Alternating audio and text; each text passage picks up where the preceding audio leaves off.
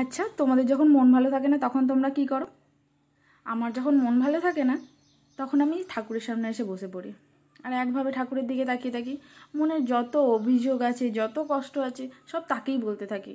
কেন ভগবান, তুমি আমায় সব কিছু বার করে দাও রাস্তা। আমি যে কিছুই রাস্তা পাচ্ছি না, কিছুই আমার ভালো লাগছে না।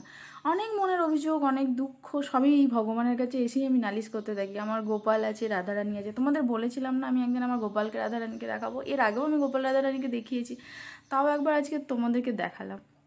আজ বৃহস্পতিবার সকাল সকাল ঘুম থেকে উঠে ঘরের সব কাজ ছেড়ে আমি পুজো টুজো সেরে নিয়েছি। দিয়ে আমি একটু তোমাদের ভাবলাম যে দেখাই আমার গোপাল আর রাধারানীকে। দেখো কি মিষ্টি মুখ করে বসে আছে দুটিতে।